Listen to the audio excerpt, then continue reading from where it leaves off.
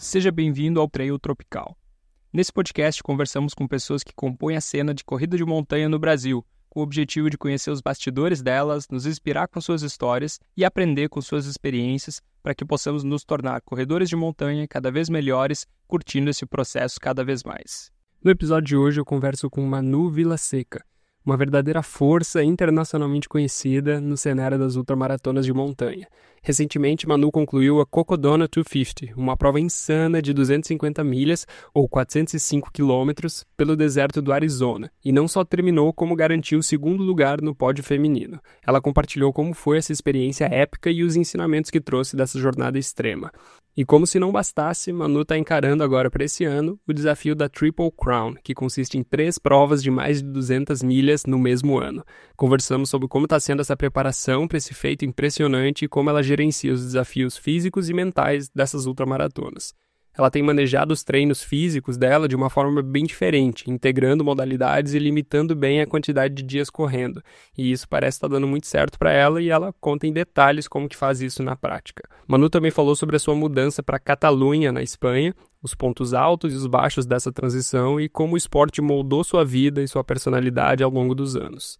Além disso, ela contou sobre a transição de carreira que fez de designer para treinadora de corrida e os momentos mais difíceis da sua trajetória, com a prova que a fez cavar mais fundo na famosa Caverna da Dor.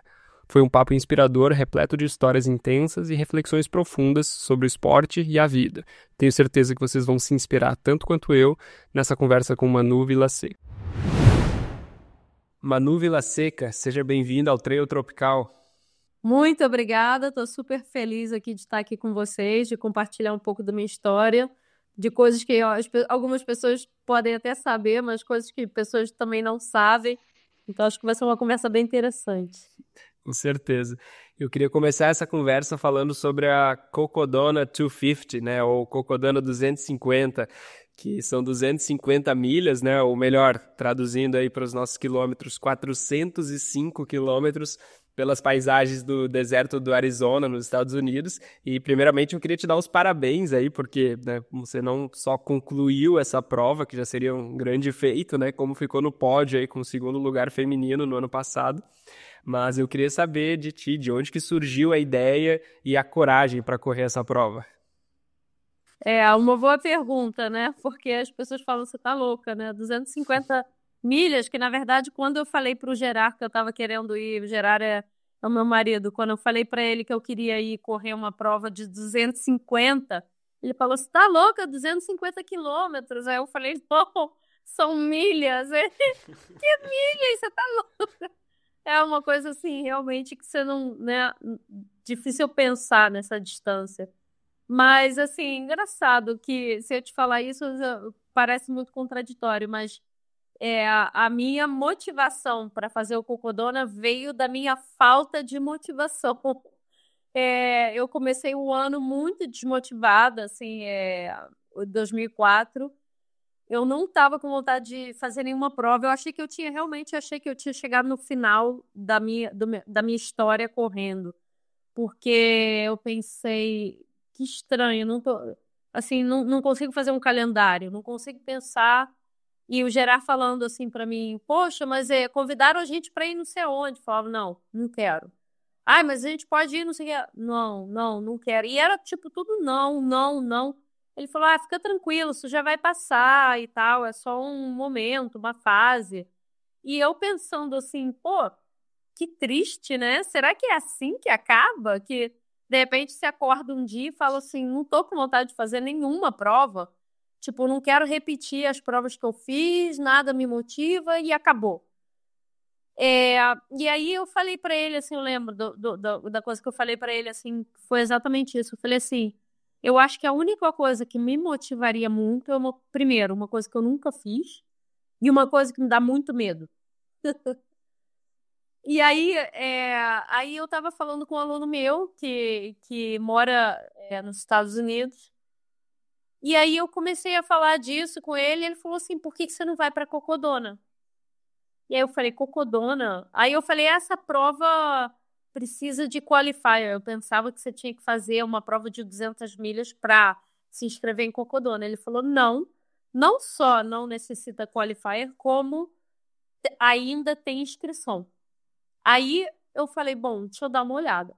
Comecei a olhar vídeo de cocodona no YouTube e, de repente, eu fiquei, assim, alucinada pela prova. Foi tipo assim, amor à primeira vista. Foi uma coisa que eu fui do não quero fazer nada pro eu preciso fazer essa prova. Era tipo um chamado, assim, uma coisa assim, que eu falei, cara, tem alguma coisa aqui que agora me pegou e me pegou de verdade. E tu consegue pensar o que que era? Quais foram alguns desses elementos aí que chamaram a tua atenção? Então, eu contei pra galera que eu vi um documental que se chama The Long Way Home, com um atleta americano chamado Eric Sansman, que eu também não conhecia ele. E assim, eu fiquei muito inspirada por ele, assim, ele é um atleta muito bom, um atleta de ponta, mas um cara muito humilde, assim, e muito transparente, muito sincero na maneira dele de comunicar. Então, aí ele conta uma história, assim, a história dele, ele fala assim, eu tava lesionado e não sei o quê, perdi a motivação. Ele tava passando por uma coisa muito parecida, eu me vi nele. E aí ele resolveu fazer cocodona. E os amigos falam assim, cara, como assim? Primeiro, sem motivação, lesionado, e você resolve fazer uma prova de 250 milhas. Tipo assim, cara, nem pé nem cabeça. E era um pouco eu naquele momento, assim, eu me senti na pele dele, sabe? Aí, realmente, assim, o documental foi muito legal porque mostrou Cocodona como é, que é uma prova fantástica. Eu nunca corri no deserto, nunca tinha ido para o Arizona, tinha ido para os Estados Unidos, mas não, assim, o deserto que eu conheço é o Saara, quando eu fiz Maratona de Sables. E o Arizona não tem nada a ver com o Saara, entendeu?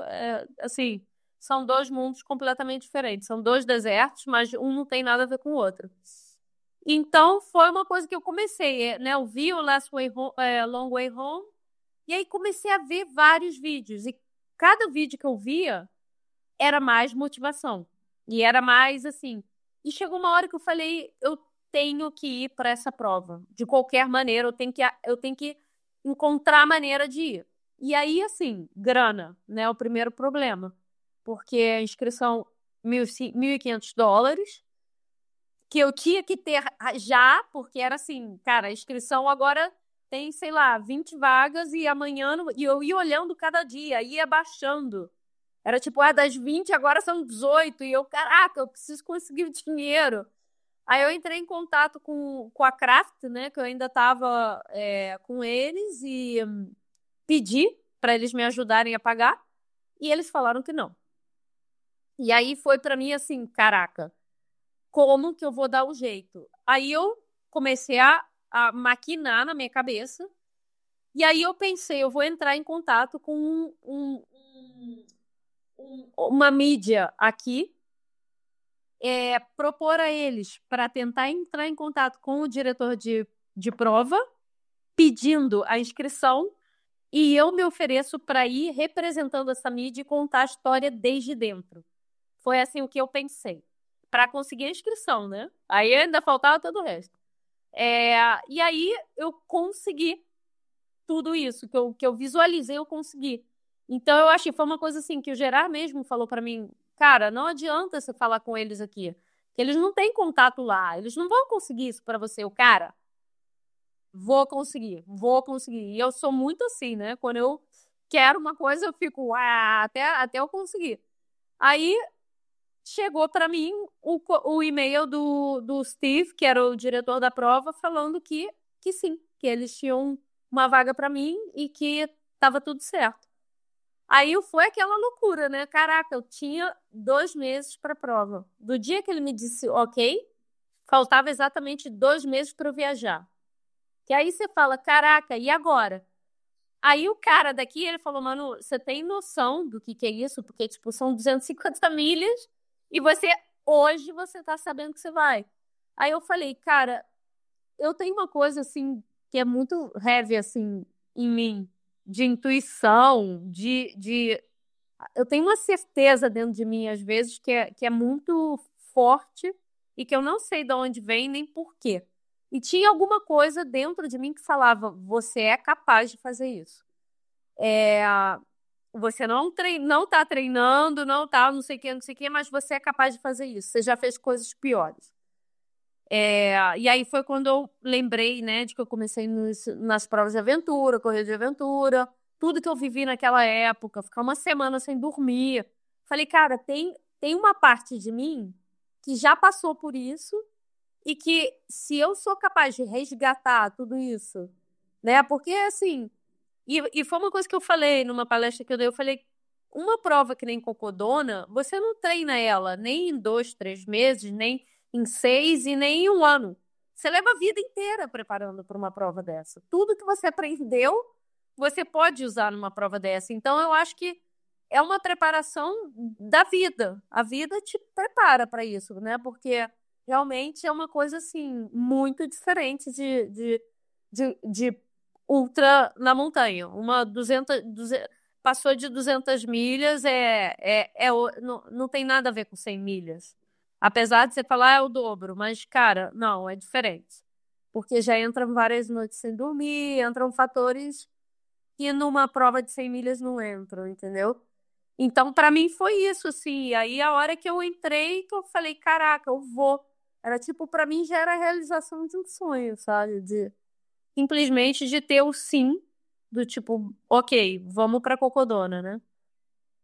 E como que foi pra ti essa experiência lá, assim? Tu já pensava que tu poderia ter, talvez, o resultado que tu acabou tendo? Como que foi? Foi no meio da prova ali que tu viu que tava realmente as coisas dando certo pra ti? Como que foi ali aqueles dias, na verdade, dá pra gente falar, né, de prova?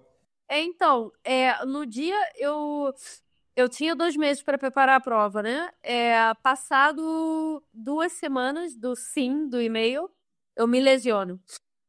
E aí, assim, começo com uma dor no joelho, estranho, nunca tive dor no joelho, não é nada, fui no físio.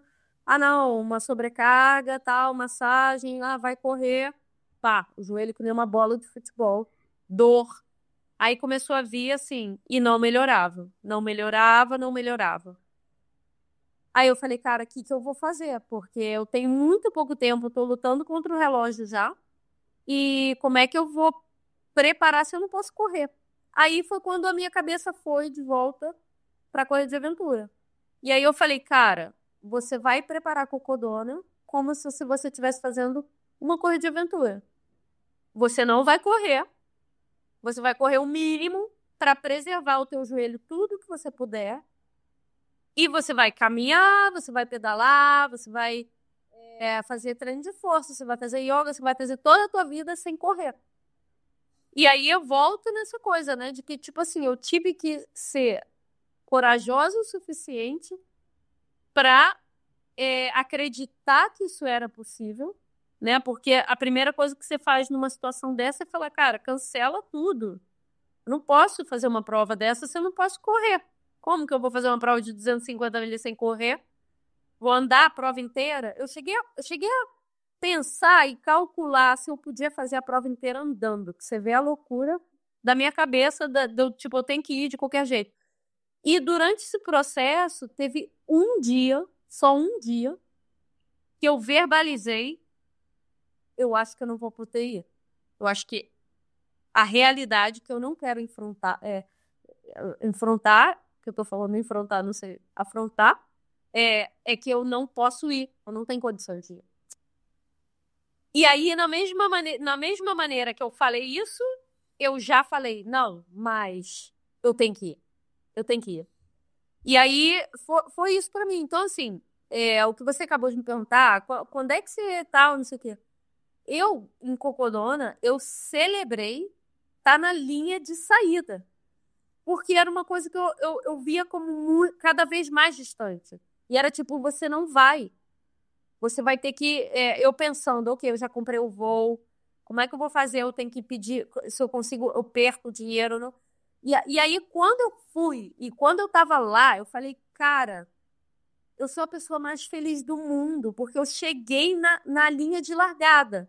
Eu não sei se eu vou dar 10 passos e vou ter que voltar. Eu não sei se eu vou chegar no próximo aid station, se eu vou chegar em Crown King, se eu vou chegar em Jerome. nos lugares por onde a gente passava, eu só vou chegar na chegada. Mas, assim, cada passo que eu der, eu vou celebrar como uma vitória. E a minha prova inteira, e as pessoas, todo mundo estava assim, me perguntando porque eu era a pessoa mais feliz do mundo na prova. Eu não parei de sorrir, eu não parei de agradecer. Eu estava o tempo todo, assim, muito aqui em cima, o tempo todo, de energia. Então, eu acho que, assim, primeiro que eu achava que começar a prova já era impossível. Eu consegui. Daí, cada aid station que eu passava e que eu ainda estava em pé, eu falava, cara, vamos agradecer, vamos ficar felizes. Quando eu vi que eu estava no pódio, era uma coisa para mim surrealista. Era tipo assim, cara, nem no teu maior sonho da tua vida você achou que isso era possível. E é verdade. E eu... Sabe quando você tá... Que você... Qualquer coisa que acontecer... se eu ficasse em segundo, em quinto, em décimo, em vigésimo, eu estaria feliz, sabe? Então, aquele segundo para mim, quando eu comecei a palpar isso, era tipo assim, caraca, eu não acredito, assim, não é verdade isso, entendeu? Então, se você pega, né, para mim, uma prova que já era um sonho eu estar lá, que durante a prova, eu pegava o telefone e eu ligava pro Gerard e fazia um video call e eu falava, olha só onde eu tô, porque eu vi os vídeos com ele, eu falei, eu tô em Jerome, aí ele, caraca, Jerome, você já chegou aí, não sei o quê. Então, era uma coisa que, assim, eu acho que ele viveu a prova comigo dentro, né, como se fosse ele. Ele falou assim, cara, ele falou assim, eu entendi a tua paixão por Cocodona, porque ele falou, eu daria tudo pra estar lá. Para mim, era assim, uma inveja, ao mesmo tempo que eu tô muito feliz por você, era aquela inveja de dizer, caraca, queria eu estar vivendo tudo isso, sabe? Então, assim, realmente, o segundo lugar para mim foi uma coisa... Nessas circunstâncias, então, surrealista. Para mim, das coisas mais importantes que eu fiz, né? Até agora, quando saiu na revista Trail Running, que tinha votação para o melhor resultado de um brasileiro e tal, eu falei assim, pô, eu tô feliz só de você ter me nomeado, porque... e de você ter reconhecido o meu esforço nessa prova, porque foi uma coisa, assim, surreal da minha parte. Eu botei o 1000% de mim, entendeu? Não pelo segundo lugar, porque às vezes você fala assim, segundo lugar, pô, muito bom. Mas, assim, sei lá, o nível de competição era alto, então o segundo lugar foi muito bom resultado diante das atletas que tinham. Mas, assim, todo o meu problema para conseguir fazer essa prova foi tão grande que, assim, faz com que o segundo seja uma coisa, assim, de outro planeta para mim, sabe? Uma coisa realmente que eu não esperava. Não, e o negócio mais de outro planeta ainda, pra mim, é o que eu vi no teu Instagram, né, esses tempos atrás, que não bastando correr uma prova de mais de 200 milhas, o seu objetivo para esse ano é encarar 3 delas no mesmo ano, né, que é a famosa Triple Crown aí. São 3 provas de mais de 200 milhas no mesmo ano, na mesma temporada. Fala pra gente como que tá a preparação para isso. Bom, isso não deixou de ser diferente do outro, então, para eu conseguir a inscrição foi a mesma coisa. Se você pensa, ó, Cocodona, a inscrição é 1.500. O Triple Crown multiplica por 3, 4.500 ou quase 5.000. Como é que eu entro nessa prova? Aí foi a minha cabeça de novo, né? Pam, pam, pam. Como que você vai conseguir inscrição? Eu entro na página da prova e vejo quem são os patrocinadores da prova. Tailwind. Tailwind também é patrocinador meu? Manda um e-mail para Tailwind e fala, ei, eu estou interessado em participar. Será que vocês conseguem inscrição? Conseguir. Aí gera aquela coisa assim, né? Revivendo aquela história toda a coisa do Cocodona, que eu falei, caramba, olha só, né? E eu penso um pouco também que essas coisas são assim, a vida, meu pai sempre fala isso, né? Deixa a vida te levar, a vida já te coloca no caminho que é o caminho que você tem que ir. Então ele fala, quando uma coisa você quer muito e não sai, é porque tem alguma coisa que não. Então, para, né? Vê que não, para. Agora, quando as coisas começam você consegue, tal, não sei o quê, então é esse caminho, vai para lá, vai para lá. Então, assim, o Triple Crown veio da loucura de falar, puta, eu fiz uma loucura, agora eu quero fazer uma loucura. Eu realmente me apaixonei pela distância, assim, na verdade, sabe? É como se, eu estava falando isso com o Gerard, parece o trail running quando eu comecei em 2011. Uma 200 milhas é as 100 milhas que a gente fazia em 2011, que a gente começava a prova com calma, porque era muito longo. Hoje em dia já não é assim.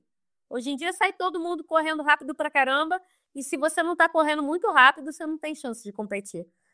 200 milhas é diferente, porque são vários dias.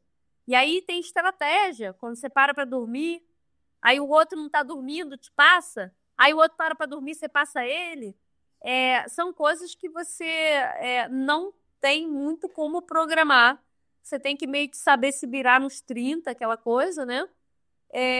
Então, assim, eu realmente, assim, eu fiquei apaixonada pela distância. Eu acho que eu tenho uma coisa importante para esse tipo de distância, que é a minha cabeça. Então, eu acho que eu não sou uma atleta, nunca fui uma atleta que você fala, pô, tenho um dom para correr. Não tenho, eu nunca tive, né? Para mim, corrida, ninguém na minha família corre. Corrida para mim é uma coisa assim, tipo, que eu comecei muito tarde. Não era, enfim, não sou uma pessoa que você fala assim, geneticamente você. Não tem nada a ver. Então, assim, hoje em dia eu encontrei, eu tenho 45 anos hoje em dia, então, assim, qual é um nicho para mim hoje, né? É esse, assim, porque é onde conta muita experiência, essa coisa da inteligência emocional, de você saber tomar uma decisão importante com a cabeça fria, quando você está cansado, quando você não tem condições de pensar, você conseguir pensar, você praticamente está jogando xadrez numa prova dessa, né? Então, assim, eu me desafiei com Cocodona, e aí esse ano eu falei, cara, vamos tentar um pouco mais e vamos ver o que vai dar, né? Mas, assim, é o meu grande desafio, minha grande aposta para esse ano. E que aposta. E eu acho interessante, assim, porque esse assunto dessa dificuldade mental, né, que essas provas impõem na gente, é algo que eu gosto de pensar bastante também, e eu acho legal de tu trazer isso como sendo um ponto teu forte, né, talvez tu não tenha uma aptidão genética ali, biomecânica para corrida, né, tem talvez essa parte da mente que contribui, né. E eu imagino que tu deve ter talvez algumas estratégias mais práticas que tu usa para conseguir tomar essas decisões no momento que tu tá melhor, né, em contrário do que deixar para tomar essas decisões quando tá naqueles momentos de baixa, assim. Tem algumas dicas, talvez práticas, que tu poderia dar para quem tá ouvindo a gente, assim, que tu utiliza para conseguir estar mais sóbria nesses momentos, assim, e não deixar esses momentos de baixa realmente te afundar e colocar a gente naquela caverna de dor e nos, né, amassar ali dentro? Então, eu acho que, assim, esse tipo de prova, a primeira coisa que você tem que ter presente, e isso é do momento que você começa até a hora você acabar, é que é muito longo. Basicamente, você tem que esquecer que você está numa competição. Você não pode entrar, porque o maior erro que você pode cometer é você começar essa prova competindo. Você vai se afundar, porque vão, vão passar algumas noites e o jogo vai reverter. Então, pensar em competição quando você começa eu acho que é uma grande cagada. E, assim, talvez até pelo fato de que eu fui para a prova, treinei de uma maneira muito conservadora e não sabia se meu corpo ia aguentar ou não, eu fui conservadora. Então, assim, eu realmente, em Cocodona, o primeiro trecho, os primeiros 60 quilômetros, era a parte que todo mundo considerava a parte mais difícil da prova. Uma porque é muito isolado e se acontecer alguma coisa lá, você está no meio do nada, é puro deserto, não tem nada e muito calor. E esses 60 você tem que sobreviver. Então eu fui com tanto medo e tanto respeito para os primeiros 60 que, assim, se eu não pensava se alguém me passou, se alguém não me passou. Eu não estava como se era como se, sabe, tipo, isso é tão longo. Você não pode pensar que. E eu vi que muitas pessoas, as mulheres, principalmente que estavam perto de mim, falavam: não, eu tô tranquila, mas você sabia que não estava. Pela maneira como respirava, entendeu? Então, assim, eu já tô, né? Aquela pessoa tá falando: não, eu tô no ritmo tran- tranquilo, né? Mas não tá. Então, eu acho que, assim, das coisas que eu acho que são muito importantes para você ter êxito num tipo de prova como esse, é você encarar isso como uma jornada pessoal, uma aventura quase, entendeu? É, esquecer que você está numa competição e se realmente você tiver que competir, você deixar isso para a parte final, aquele último push, que aí você fala: ok, agora eu estou competindo, agora eu não vou parar para dormir. Ou agora eu vou parar para dormir porque eu estou caindo de sono e a pessoa que está vindo atrás está 10 horas atrás de mim. Porque tem isso também, né? Às vezes você fala: não, não vou dormir. É a maior cagada que você pode fazer. Então, até para manter a cabeça alerta, né? Nos Estados Unidos, eles deixam você ter pacer, e isso ajuda, principalmente para mim, assim, o pacer foi importante na hora que eu estava dormindo, porque eu conseguia. Teve um trecho que eu estava caindo, assim, de dormir, andando, caindo. De noite, eu estava com um aluno meu que estava fazendo de pacer para mim, e eu falei para ele: vai. E eu vou só olhar o teu pé, eu não vou falar com você, eu vou, tipo, desligar. Eu vou dormir andando. Ou seja, era uma coisa que o que eu precisava era que ele me guiasse. E era como eu entrei no modo automático, que só o fato de eu desligar minha cabeça e não ter que pensar aonde estavam as marcas e não ter que navegar, eu consegui descansar. Então, às vezes, pequenas coisas que você pode fazer, como, por exemplo, realmente deitar no chão e dormir 3 minutos. Que era o que eu fazia, né? Quando eu realmente não estava aguentando, eu falava: pera, para. Me jogava no chão, fala: me acorda daqui a 3 minutos. Dormia. Acordava 3 minutos assim, tipo, quanto tempo passou? 3 minutos. Não pode ser, porque parecia que tinha dormido meia hora, sabe? Então, eu acho que você tem que ir fazendo essas coisas para manter a tua cabeça um pouco fresca, né? Tentar Uhum. refrescar o tudo que você puder, porque sem dúvida, o que mais penaliza é a falta de sono, é não dormir. Mais que os quilômetros, o que mais pega é se você não dormir.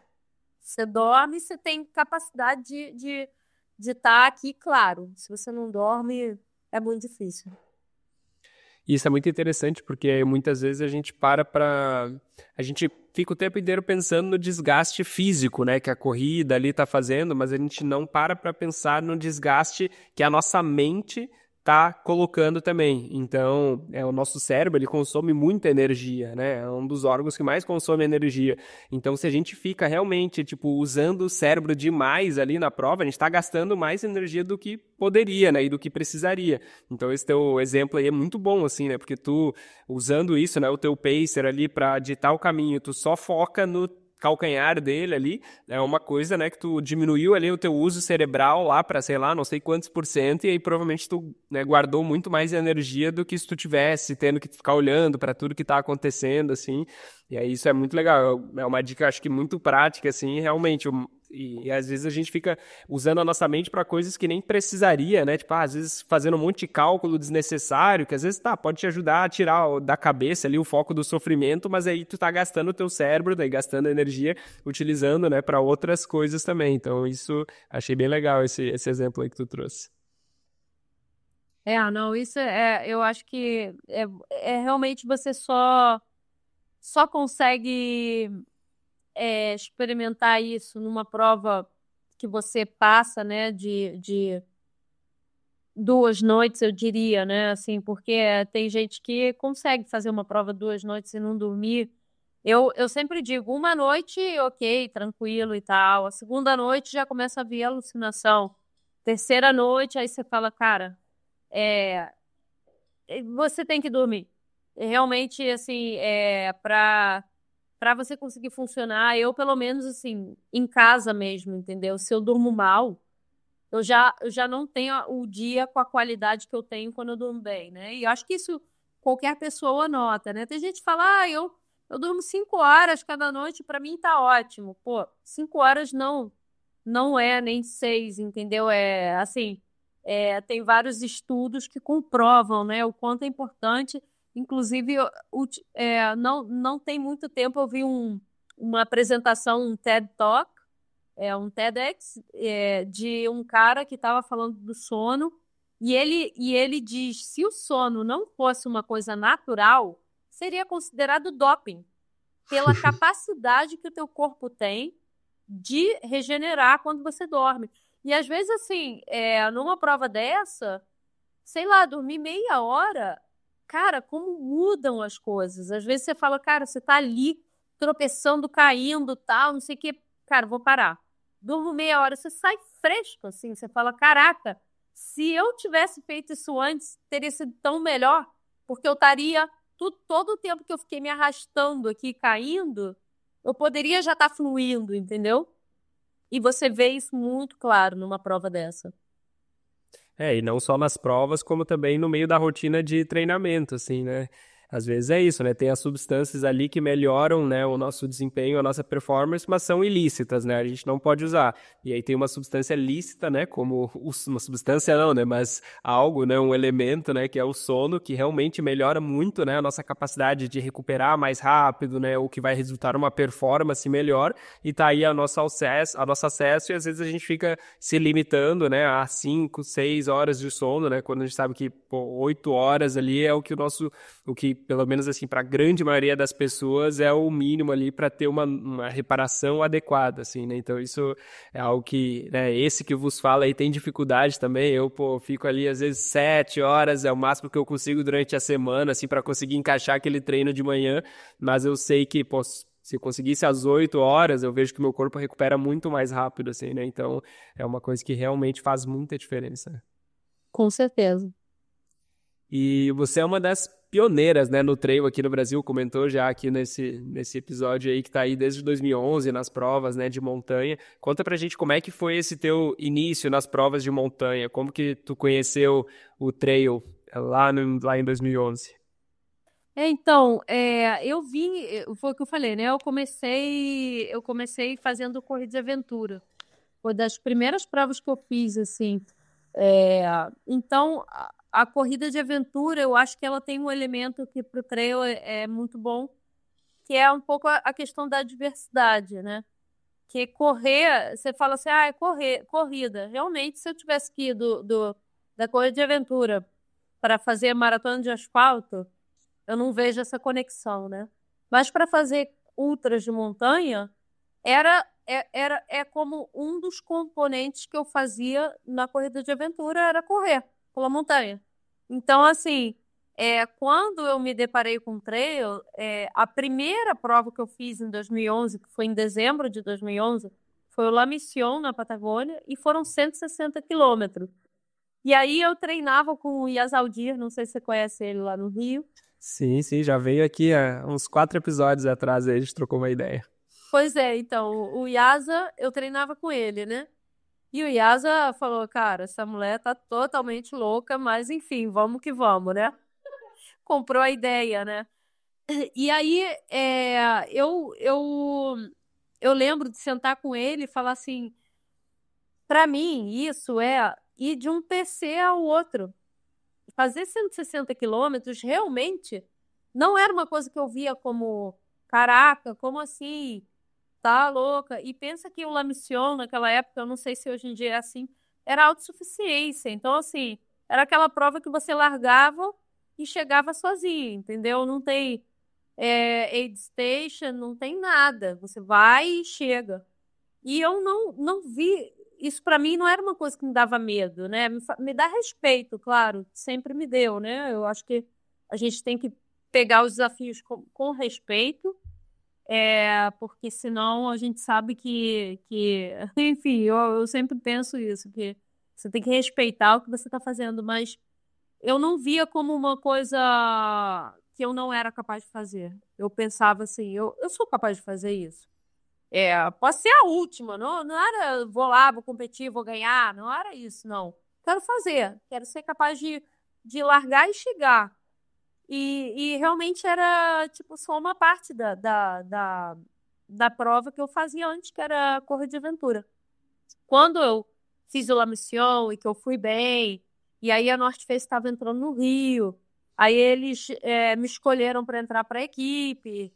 Então foram coisas que foram volto na história, né, de que a vida vai te levando. Então a vida me levou para esse caminho do tipo a North Face me botar na equipe. Aí você fala, caramba, isso significa que eu deveria correr mais e fazer mais esse tipo de prova.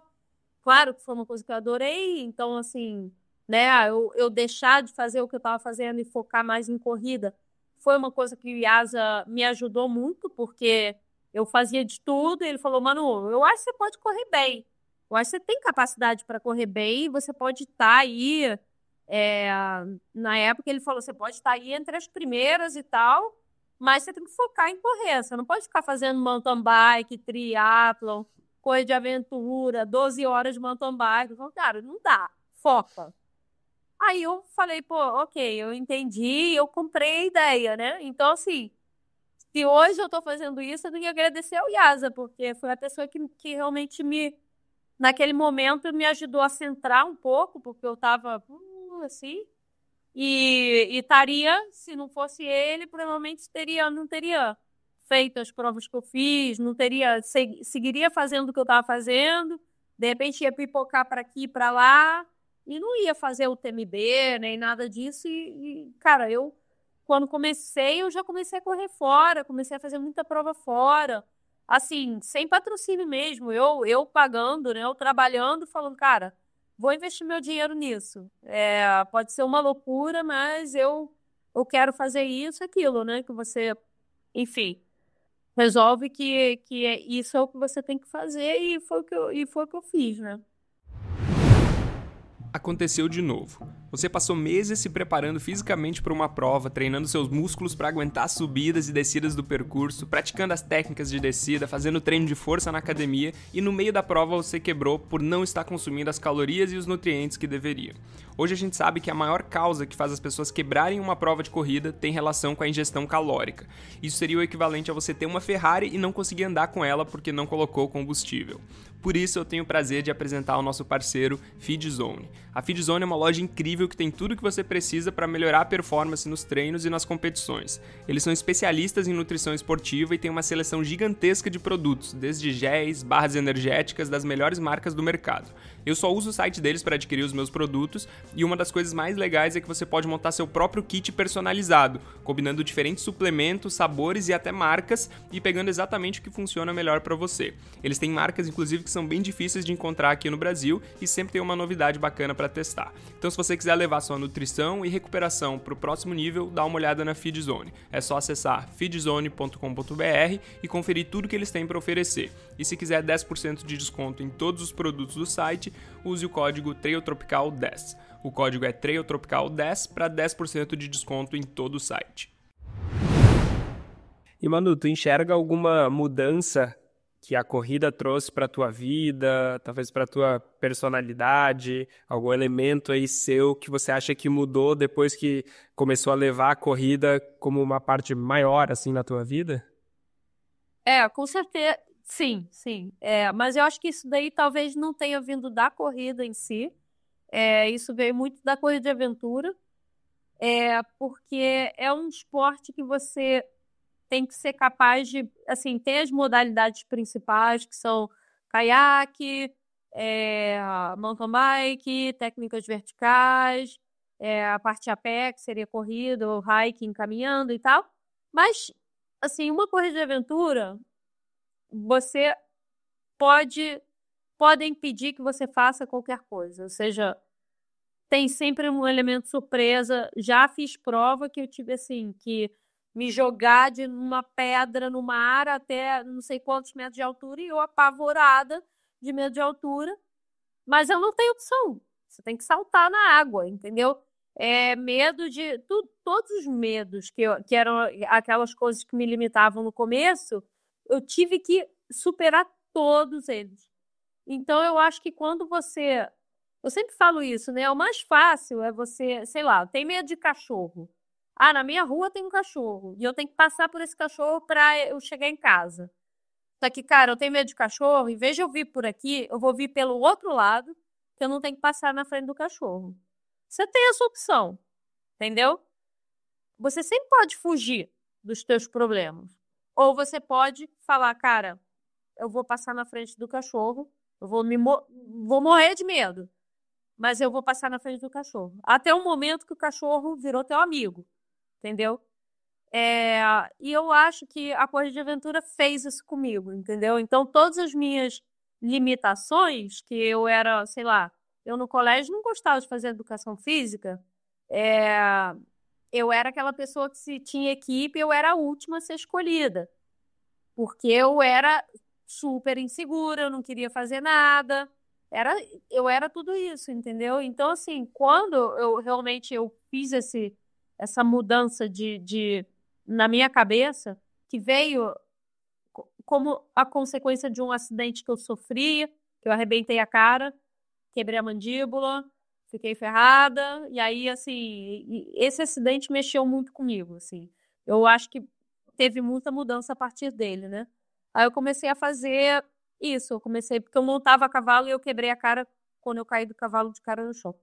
E aí eu não parei de montar depois do acidente, deu um tempo, eu voltei a montar, voltei a saltar e tal, mas eventualmente eu parei de montar e aí eu não parei de fazer esporte. Eu segui fazendo esporte, mas eu passei para outros esportes, né? Que aí foi mountain bike, não sei o que, não sei o que.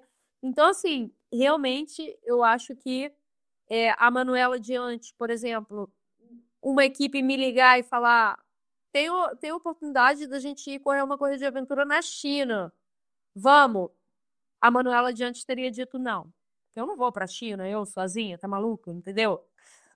E aí eu comecei a fazer essa mudança, assim, né, na minha personalidade, que eu acho que não foi uma coisa pensada, foi uma consequência do que eu estava fazendo, eu gostava do que eu estava fazendo, então cada vez eu queria mais e tal.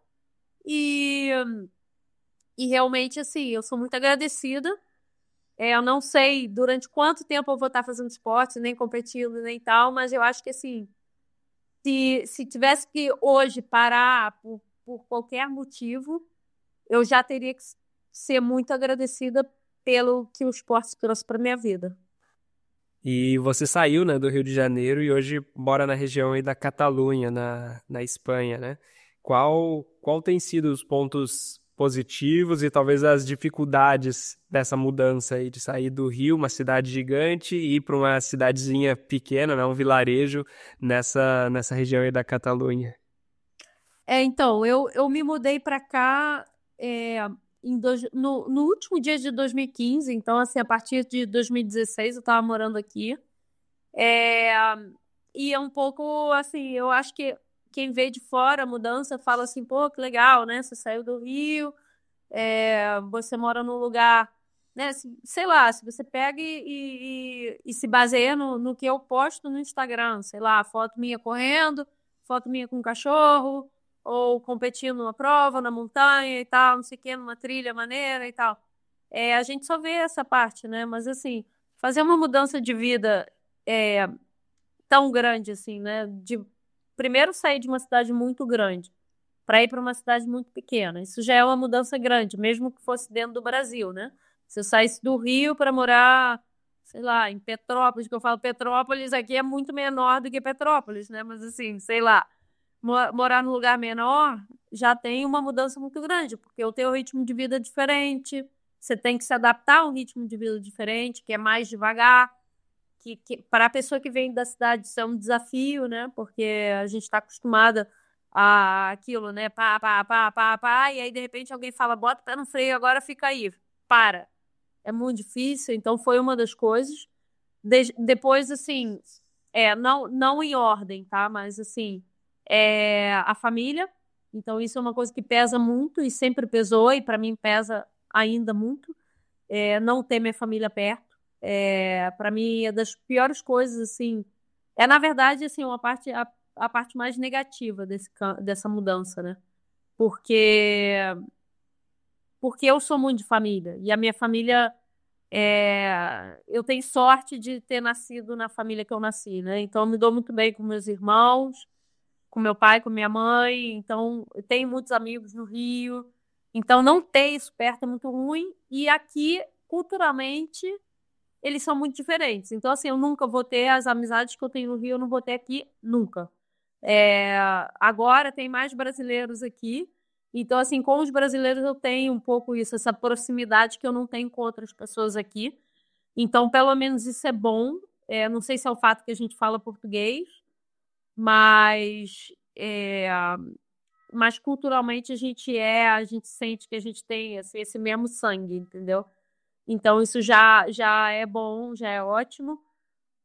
Para mim, o desafio do idioma foi um grande desafio, porque aonde eu moro, né, como você falou, eu moro na Catalunha, e na Catalunha se fala o catalão. O catalão não tem nada a ver com espanhol, com castelhano, é uma língua totalmente diferente, que eu, sinceramente, hoje, que eu falo catalão e que é o meu idioma principal é o catalão, eu acho mais fácil falar catalão que não castelhano.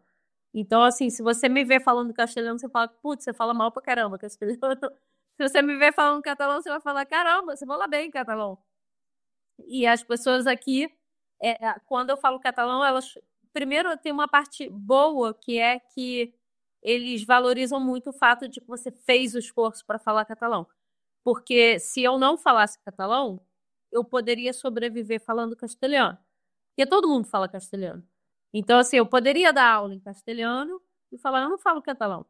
Mas eu quis falar catalão, porque eu sabia que isso era uma das coisas importantes para você se integrar, principalmente se você mora numa cidade pequena como eu, entendeu? Então, assim, a única maneira que eu falei para ser respeitada e eu ser aceita, eu acho que é importante que eu fale o idioma deles, né?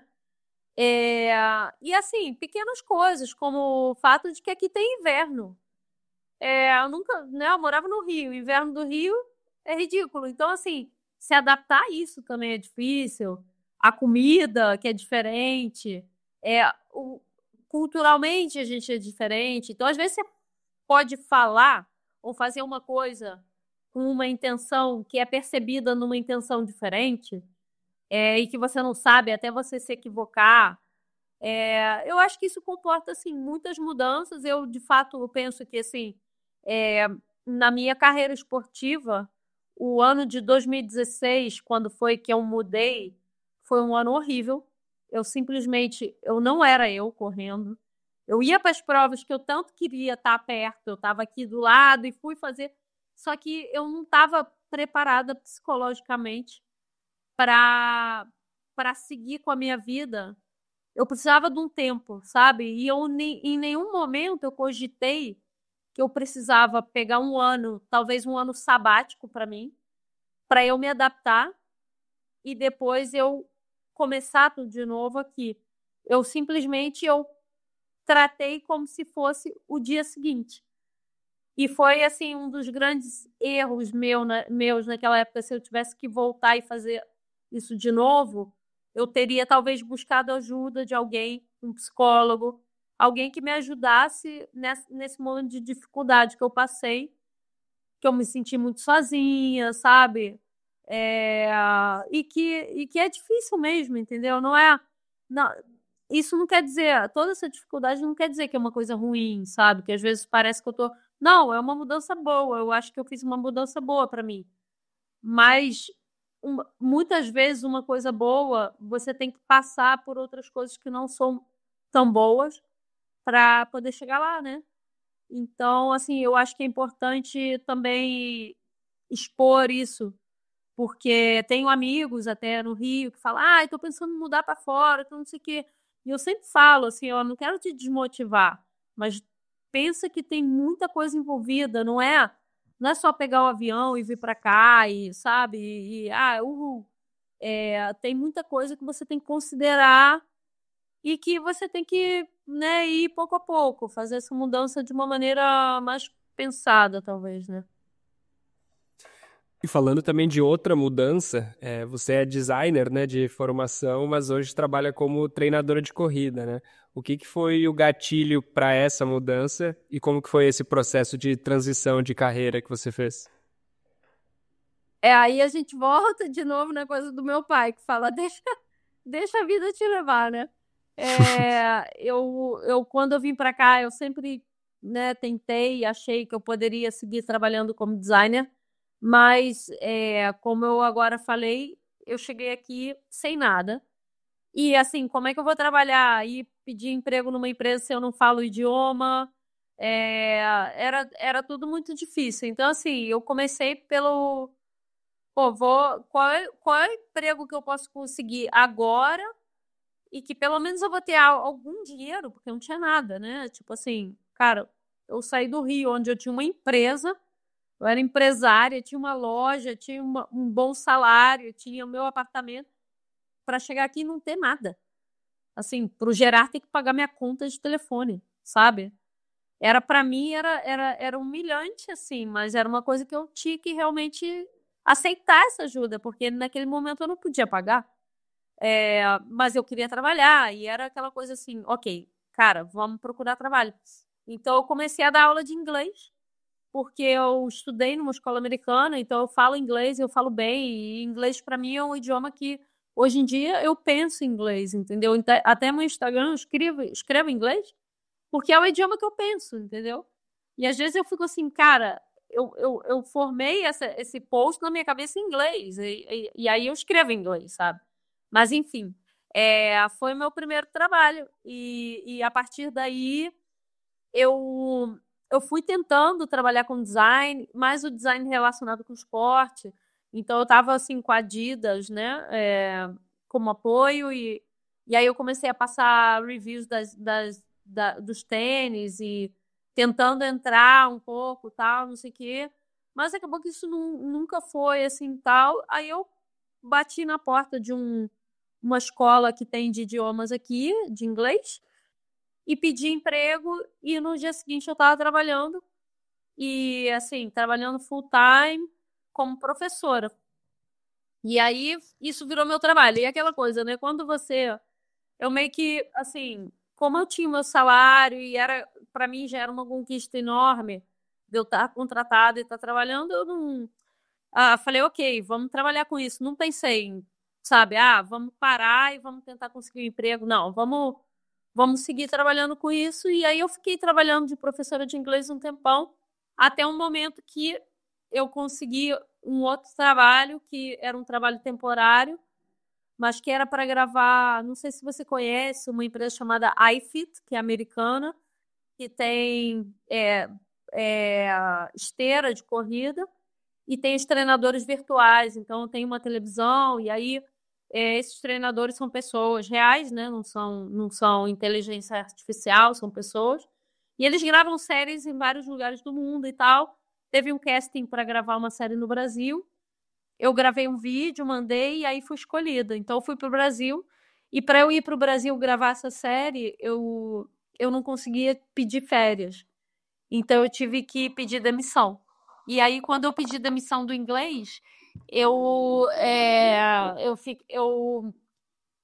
tive que procurar um trabalho. E aí eu já estava com um grupo de treino aqui em Moiá, que era minha cunhada, umas amigas e tal. Eu estava meio que ajudando elas. E aí eu também, por outro lado, eu comecei a trabalhar para a Peak Run Performance, que é essa empresa dos Estados Unidos e Canadá, que o meu treinador na época era o Jacob. Ele me chamou para trabalhar com eles. E aí eu fui migrando, assim. Chegou uma hora que eu, pela necessidade, sabe? Que o meu trabalho... eu já não trabalhava de professora, eu comecei a fazer de treinadora. Eu falei, eu tenho que fazer o negócio crescer. Aí comecei a investir mais horas, mais tempo. E hoje em dia isso virou meu trabalho. Na pandemia fiz uma formação de yoga, que era uma das coisas que eu queria fazer. E eu pensei, independentemente de se eu vou ser professora algum dia ou não, eu queria fazer uma formação. E hoje em dia é das aulas que eu mais dou e que eu mais gosto também de trabalhar. E aí eu fui fazendo, estudando, né, para ter certificados, para trabalhar como treinadora, não só aqui, como online e tal. E aí virou meu trabalho isso hoje em dia. E como que você é como treinadora de corrida, assim? Você tem uma abordagem de treinamento padrão que você segue, né? Mais ou menos a mesma base, assim, com os seus alunos? Tipo, gosta de trabalhar com volume alto, de quilometragem semanal ou mais baixo? Tu consegue dar pra gente um panorama aí de como que é a tua abordagem de treinamento com os teus atletas? Então, primeiro, assim, a partir do princípio de que cada pessoa é uma pessoa diferente. Você não consegue, tipo, não existe uma fórmula, né, que eu possa aplicar a você e a todo mundo, né? Você tem que entender o teu atleta, o universo desse atleta, e ser capaz de fazer com esse atleta, usar o tempo que ele tem disponível para treinar para a prova que tem que treinar. Então, assim, com as ferramentas que essa pessoa tem. Então, tem gente que... Porque eu treino pessoas, assim, no mundo inteiro. Então, sei lá, de repente eu moro num lugar, eu moro na Flórida. Eu tenho um aluno que mora na Flórida, é plano, não tenho acesso a tal, não sei o que. Tem uma esteira, tem não sei o que, posso treinar isso, aquilo. Então, eu acho assim, primeiro, a parte que eu considero super importante é você conhecer o teu aluno e saber o histórico dessa pessoa. Então, pessoas como eu, por exemplo, né? Eu provei para mim mesma que eu consigo fazer uma prova de 250 milhas sem acumular muitos quilômetros correndo, né? Semanalmente. Se você visse o meu longo para Cocodona, o mais longo que eu corri, foram 40 quilômetros. Não é nada. A gente está correndo isso cada dia. E a minha prova foi, né? Eu tive êxito na minha prova. Então, assim, eu acho que assim, a abordagem depende muito. Eu tenho muitos alunos que têm propensão à lesão, então você tem que fazer treinamento cruzado, não tem jeito, né? A bike eu acho que é uma ferramenta muito boa para trail running, porque, enfim, você consegue estar em forma se você estiver fazendo bike e com menos propensão a você se lesionar, você consegue trabalhar, fazer série, tudo que você precisar fazer, né? Então, assim, dependendo do atleta, tem atleta que corre todo dia, eu tenho atletas que correm todo dia, que correm quase todo dia, que não faz bike, nem transporte, nem nada, nem trekking, nem nada. E tem alunos que treinam mais parecido comigo, porque eles sabem que tem esse risco, né? Às vezes sente, meu pé sempre tem um problema, não sei o quê. Ó, eu tenho até um aluno agora que está treinando para Black Canyon e ele foi meu pacer em Cocodona. E ele sabe né, que eu corri muito pouco e tal. E ele tá com problema no pé. E ele tá fazendo exatamente o que eu fiz. Eu falei, vamos fazer só o essencial correndo. O resto, vamos para bike, vamos pro transporte, vamos fazer hiking, mas vamos preservar o teu pé para a prova, entendeu? Então, eu acho que, assim, é difícil falar assim, uma abordagem, porque cada pessoa é diferente. Eu treino pessoas que fazem provas mais curtas, pessoas que fazem provas muito longas, depende muito do teu objetivo, mas eu acho que, assim, o que mais depende é, assim, a tua realidade, quem você é, o tempo que você tem disponível. Não adianta tirar leite de pedra, virar e montar um plano de treinamento para você maravilhoso que você não consegue cumprir.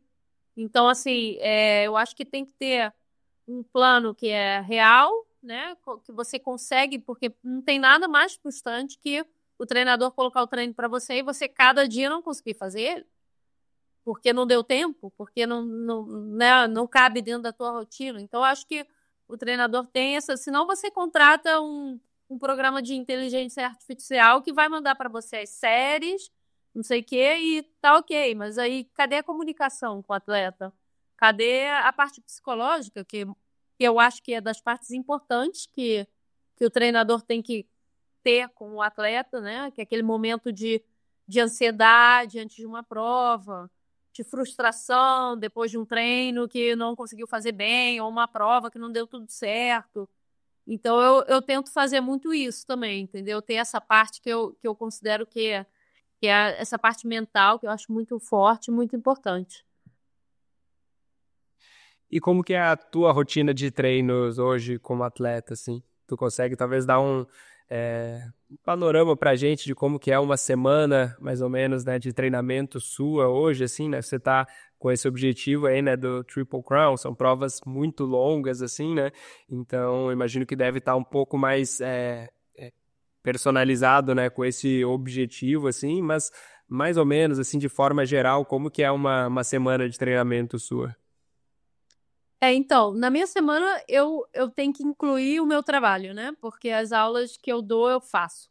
Então, assim, por exemplo, hoje eu dei uma aula de vinyasa, de yoga, né? É uma aula de 1 hora, hoje é tipo o meu dia de descanso, mas eu tenho essa aula e eu faço essa aula porque eu sempre tenho alunos novos. Então, se eu não faço, eles não têm uma referência, então uma pessoa que não está acostumada, então, assim, eles precisam disso, né? Então, eu incluo o meu trabalho. Por exemplo, eu faço treino de força mínimo 2 vezes na semana, que é terça e quinta, porque também são as aulas que eu dou, eu faço essas aulas. Segunda e quarta eu dou aula de yoga, então eu faço também essas aulas. E eu pratico como aluna terça e quinta com meu professor no Brasil, online. Então, yoga é uma coisa que eu faço basicamente cada dia, né? Depois eu tenho uma aula que eu abri recentemente, que é uma aula de mobilidade e core, porque eu tenho muitos alunos que têm problema nas costas, coluna, não sei o quê, e falta de força, né, de core e tal, e mobilidade horrível. Então, assim, eu considero que é importante para o atleta, então eu também faço isso. Então, tudo isso está incluído, né, na minha rotina, que é esse trabalho que é talvez o trabalho invisível, que a gente chama, né, de trabalho invisível. Que a gente, quando posta foto correndo de bike, mas não posta foto fazendo mobilidade, fazendo yoga, fazendo força. Mas é aquele que você precisa fazer, né? Então, assim, isso está distribuído na minha semana dessa maneira. Então, aí eu treinando, eu pego um dia de descanso, que para mim é segunda, porque eu também estou trabalhando no computador segunda, então eu aproveito para dedicar horas a isso. Terça-feira, então agora a corrida para mim ficou limitada em 3 dias por semana, não quero correr mais que 3 dias. E isso ficou limitado em terça e quinta e sábado. Sábado eu faço um longo, terça e quinta eu faço um treino mais curto. Alguma coisa de intensidade, mas com muito cuidado. Depende muito de como eu tiver. Porque, assim, a minha lesão do joelho, eu tô saindo dela ainda, entendeu? Eu tô fazendo aquela base para ficar tudo ok. Então, eu também não quero andar para trás. Então, assim, de momento, eu não coloquei nada de treino de série, de fartlek, disso, daquilo. Então, o corrida terça e quinta ainda tá tranquilo, mas é onde eu vou colocar um pouco de intensidade, mas nada exagerado, porque são provas que você não vai rápido, entendeu? Então, assim, eu prefiro chegar menos preparada na prova do que chegar lesionada numa prova dessa. Então, eu prefiro ir por baixo do que ir por cima, né? Então, aí no meio, eu faço treinamento cruzado. E se eu corro e terça e quinta, na quarta eu pedalo, ou eu faço o transporte, né? Que a gente chama de elíptica, que é um movimento muito similar ao de correr, mas que você está tipo flutuando, então não tem impacto. Aí você consegue fazer série. Então, assim, se eu tiver algum problema no joelho, ou estiver sentindo que colocar intensidade está carregando muito e tal, eu posso fazer as séries no transporte, nesse caso, né? Na sexta-feira também, treinamento cruzado. E no domingo, um longo de bike. Então, é um longo de corrida sábado e um longo de bike domingo. E aí, quando eu já tiver... Porque agora eu estou muito longe da prova, mas uma das coisas que eu somo nessa minha rotina é caminhar com inclinação. Eu tenho uma esteira, porque quando eu trabalhei para a iFit, eles me deram uma esteira que inclina até 40%. Então, assim, eu tenho a montanha Caramba! mais íngreme em casa, se eu quiser. E eu faço caminhada com inclinação rápido. E isso é uma coisa que me ajudou muito, assim, a ganhar muita força em subida. E aí, nesse caso, eu coloco um extra, entendeu? Eu corro, terça e quinta, eu coloco essa caminhada extra na esteira, que eu não tô fazendo agora, mas que, assim, quando eu começar esse bloco de treino para Tahoe, que é a primeira prova, com certeza isso vai estar aí. E é basicamente isso, eu penso em horas de treino. Então, se eu saio para caminhar com o cachorro, eu conto. E aí, assim, quando eu tô na parte grossa do treino, tô treinando muitas horas, eu tento fazer umas 30 horas semanais, contando tudo. Caminhada com o cachorro, desde a caminhada com o cachorro, como eu trabalho, com longo, com todo. E 30 horas, são muitas horas. Eu tento manter o meu corpo o mais ativo possível para eu estar preparada para aguentar todas essas horas da prova. E qual foi a prova que te fez ter que cavar mais fundo aí na tua caverna da dor até agora na tua trajetória? Tem alguma prova aí que se destaca como a prova que tu passou mais sufoco ou sofreu mais aí em todos esses anos correndo? Então, eu tive uma sequência de provas muito. Não queria usar a palavra ruim, porque é ruim e não é, né? Mas assim, que foram, tipo assim, uma porrada em mim. A primeira delas foi assim, em 2023 eu fui para a TDS e a TDS para mim é uma prova assim que eu tenho paixão por essa prova, porque quando eu fiz ela justo depois da pandemia, acho que foi depois da pandemia ou foi antes da pandemia? Foi antes da pandemia. Eu fiz a melhor prova da minha vida. Eu tive o dia mais maravilhoso da minha vida. Eu fiz uma prova que até hoje eu não sei explicar como eu fiz essa prova. Eu fiz a TDS, o percurso de agora da TDS, que é muito duro, eu fiz em 24 horas e 15, sei lá. E pra mim foi surreal. Cheguei em quinto, foi tipo assim, surreal o que eu fiz lá. Eu voltei pra TDS em 2023, achando que eu era capaz de repetir aquele resultado ou melhorar. E eu tomei uma porrada. No quilômetro 50 eu fui DNF, porque eu torci o tornozelo várias vezes. Enfim, tive uma consequência de cagadas que eu tive que parar a prova no quilômetro 50. Então, assim, saí lesionada da prova e falei, ok, vou recuperar aquilo meu, né? Vou recuperar e vou para Tailândia fazer a prova de Doi Inthanon by UTMB, que dava um Golden Ticket para Western States. E eu não me vejo capaz de ganhar um Golden Ticket, mas eu falei, Doi Inthanon é uma prova de montanha, tem o mesmo desnível do UTMB, então eu acho que é uma prova que me favorece, porque tem que caminhar muito, e eu caminho bem. Então, treinei muito, assim, para essa prova, cheguei numa forma física muito boa, e cheguei lá, a Tailândia é um calor assim, Rio de Janeiro vezes 3, entendeu? É tipo, cara, aquele calor maçarico, suando, úmido pra caramba e tal. Cheguei lá, a prova largou às 10 horas da manhã e eles obrigavam a gente a ficar meia hora embaixo da linha de saída esperando e eu comecei a passar mal. Comecei a suar frio. E falei, caraca, eu vou desmaiar. Comecei a ver tudo preto. E aí eu tinha deixado uma garrafinha de água, assim, do lado, assim. Peguei a garrafinha d'água, assim, joguei na nuca. Aí comecei a fazer pressão, assim, na minha cabeça, assim. Falei, caraca, não desmaia, não desmaia. Porque a única coisa que veio na minha cabeça foi, eu vou desmaiar, o médico vai vir e eu não vou correr, eu não vou poder largar. E eu pensando, você tem que largar. Você tem que largar, porque depois do que acontecer, ninguém... Sabe, é diferente de acontecer antes. Antes você nem começa. Aí eu consegui me recompor ali em 2 minutos e larguei. Só que, cara, não preciso dizer que, assim, com 5 quilômetros eu tava no chão. né? Assim, meu corpo estava totalmente débil. E eu pensando, gente, o que está acontecendo? Aí comia, bebia, suava, suava, suava.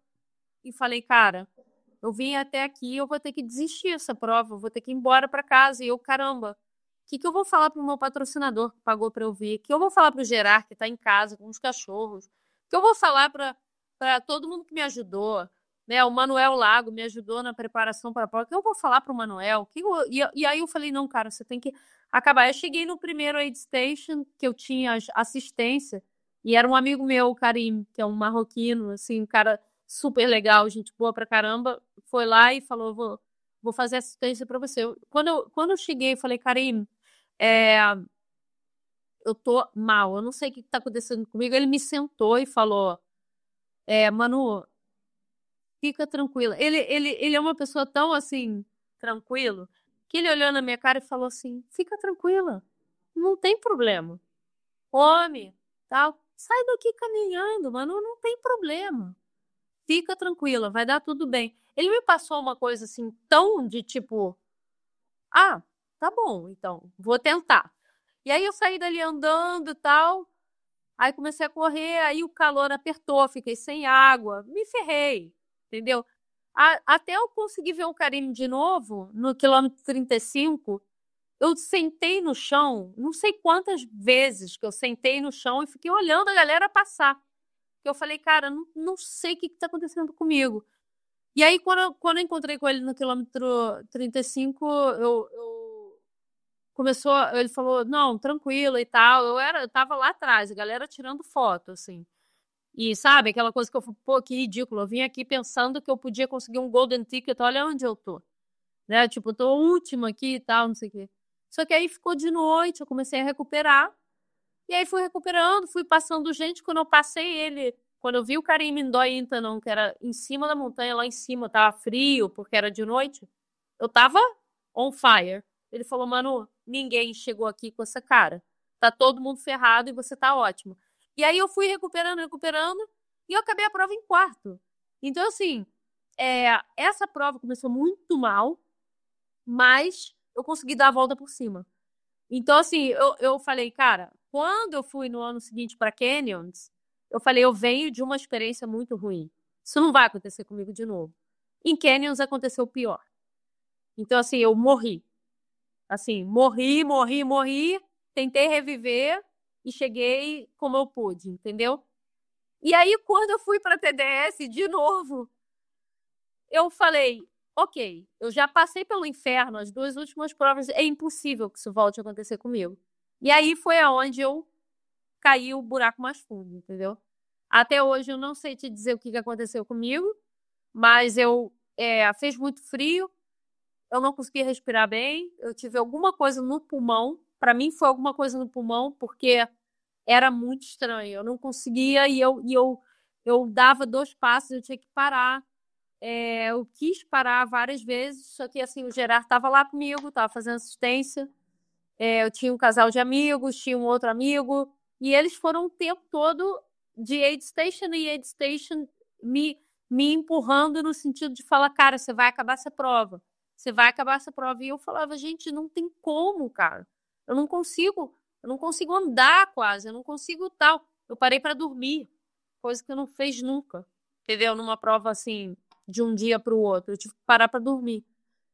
E eu acabei, mas assim, eu acabei muito mal, tipo, chorando assim. Para mim foi assim,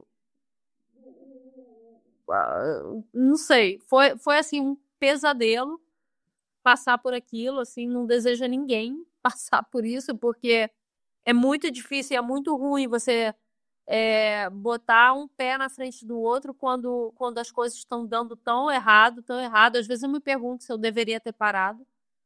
Eu me perguntei isso muitas vezes, eu ainda me pergunto até hoje se eu deveria ter feito o que eu fiz, que foi assim, realmente expor o meu corpo a uma coisa muito absurda. Mas enfim, tá feito, né? Mas assim, você aprende disso também. E a gente começou essa conversa falando sobre o lugar que tu estava, né, no início do ano passado ou no final de 2023, né, que achava que já tinha terminado, né, tua trajetória na corrida, mas que a corrida, né, do ano passado, o Cocodona 250, né, os 250 milhas lá, meio que reacenderam, né, essa chama da corrida em ti. E eu queria saber de ti agora, em 2025, né, se preparando aí para essa Triple Crown, qual que é o significado que a corrida tem para ti hoje, assim? Por que você continua correndo hoje, em 2025? Então, eu acho que assim, a corrida para mim hoje não é uma coisa assim que eu não tenho uma expectativa, assim, sabe?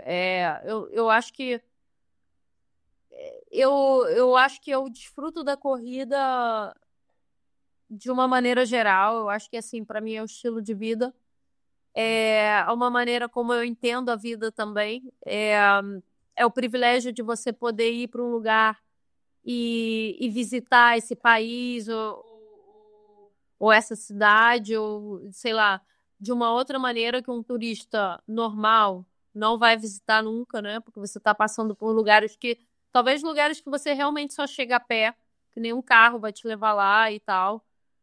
Para mim é um privilégio, até assim, né? Saindo de uma lesão, eu já vejo a corrida diferente. Quando eu saio para correr, eu te falei, né? Eu corro 3 vezes por semana. E o fato de que isso está limitado para mim faz com que eu aprecie mais a corrida. Porque antes eu sentia uma obrigação. Eu tenho que correr, porque eu tenho que preparar essa prova. Hoje em dia, o dia que eu falo, hoje é terça, hoje eu posso correr. Eu posso correr. Então eu tenho ai, que bom, eu posso correr. Não deixou de ser, uma relação diferente para mim. Não é aquela coisa da obrigação, é uma coisa que é mais, eu vejo mais como um privilégio. Tá claro que quando você vai para uma prova, você compete, né? Como que eu falei, vou para o Triple Crown. Claro que eu quero ir bem, claro que eu quero fazer um bom resultado, mas eu não tô indo para isso, né? Eu acho que assim, eu tô indo para ver se eu sou capaz de fazer isso, porque é o que eu fiz, só que vezes 3, né? No mesmo ano, separado por 2 meses.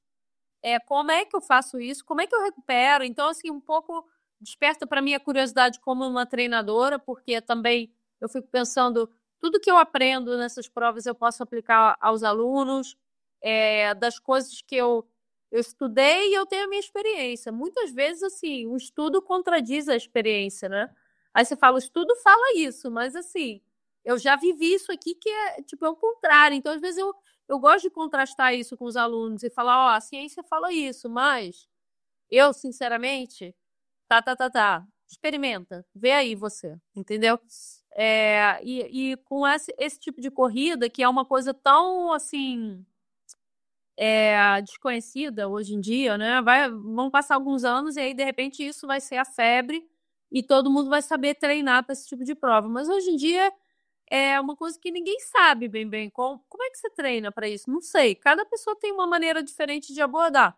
Então, eu acho que, para mim, eu vejo como uma oportunidade de crescimento, não só como atleta, mas como treinadora, para poder ter muito para passar para os meus alunos. A possibilidade de viver essas 3 histórias diferentes ao lado de pessoas que já se ofereceram, né, para vir me ajudar, como pacer, como tal. Então, você cria uma proximidade com essas pessoas também e mostrar para as pessoas que a corrida pode ser algo mais, que não necessariamente é só aquela busca pelo pódio, nem pela medalha e tal. Pode ser mais uma busca, uma coisa mais profunda de você mesmo, entendeu? De você se conhecer um pouco melhor, de você ser mais consciente das tuas verdades, entendeu? Que às vezes a gente fala, eu sou muito assim, eu sou muito assim. Mas é verdade que você é assim? Aí você sabe quando você corre, né?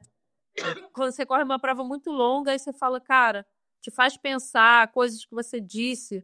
E quando eu falei isso, eu não sei se eu não falei a verdade. Eu acho que assim, tem um momento muito profundo assim, de introspecção, principalmente nas provas muito, muito longas, porque elas te dão tempo para você ver você na sua essência mesmo, entendeu?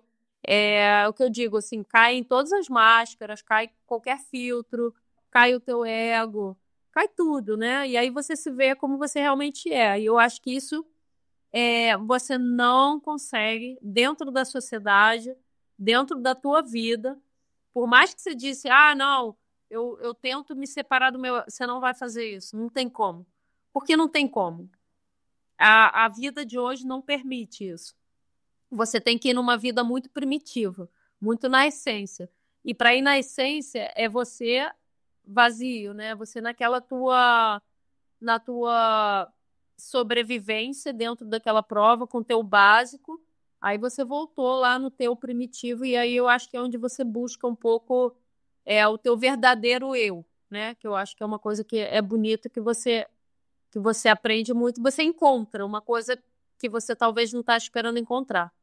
Pô, muito legal essa tua resposta aí. Eu acho que foi muito além do que eu tava esperando também. Eu acho que isso faz total sentido, assim, e, e eu saio daqui não só inspirado, assim, pelas tuas histórias também, mas com muitos aprendizados, assim, né? Tanto aprendizados práticos, né, de corrida, como também de vida, assim, né? Eu acho que eu te agradeço, né, por ter compartilhado tudo isso com a gente e se exposto, né, também dessa forma, assim, eu acho que essa transparência aí é muito importante, né, pra gente estar crescendo não só como atletas, né, ou como corredores, mas também como indivíduos mesmo, assim, né, e contribuir para a gente viver em uma sociedade onde a gente fica mais próximo, né, uns dos outros, né, eu acho que isso é muito legal e te agradeço aí pela tua disponibilidade de compartilhar essas histórias e de compartilhar o que a vida já tem te ensinado, né? Tanto através da corrida como através também das outras relações, né, que a gente tem.